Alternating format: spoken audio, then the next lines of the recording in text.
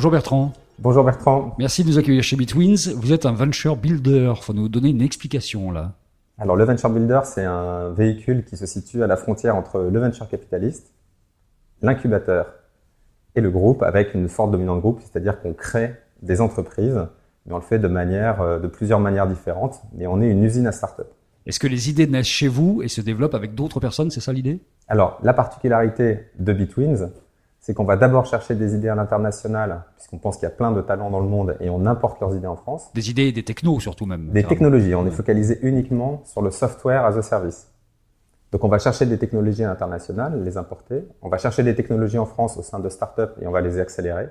Et quand on ne trouve pas la résolution d'un problème qu'on connaît bien chez les marques et enseignes, eh bien on va créer nous-mêmes l'entreprise, notre startup. Donc ça veut dire qu'un venture builder va trouver par exemple un ingénieur qui a une super techno, qui est incapable d'en faire une startup et vous faites ce pas-là d'une certaine façon. Absolument. Ouais. Et la particularité, c'est que comme un groupe, on va prendre l'idée du départ et on va l'emmener jusqu'à une société complète. On ne va pas se contenter de gérer une période de la vie de l'entreprise, on gère tout le cycle de vie de l'entreprise. C'est un peu différent des startup studios par exemple, où les idées naissent et en fait se construisent à partir des créateurs du studio lui-même. Absolument. C'est une différence majeure avec les startup studios. Soit la startup est internationale.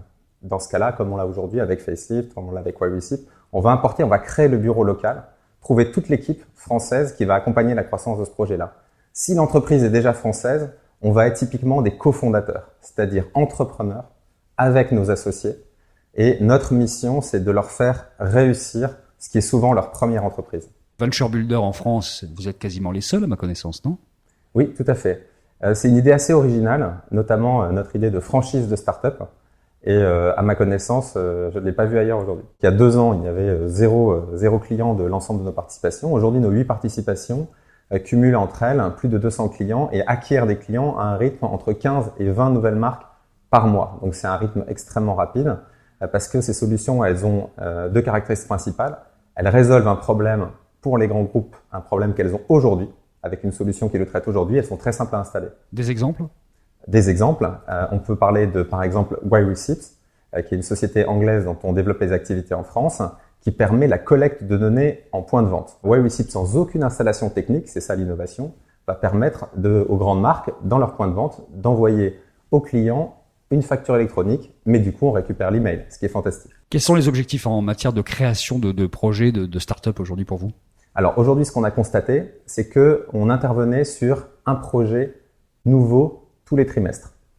Donc si on projette le passé, on peut imaginer qu'on continue sur le même rythme et qui va donc être d'ajouter un nouveau produit à notre arc tous les trimestres. Betwins Ventures, il y a un jeu de mots évidemment. Vous n'êtes pas jumeaux avec votre frère co-créateur? Alors, la blague, et j'invite tout le monde à réfléchir, quelle est la différence d'âge que j'ai avec mon frère? Ça, c'est la question.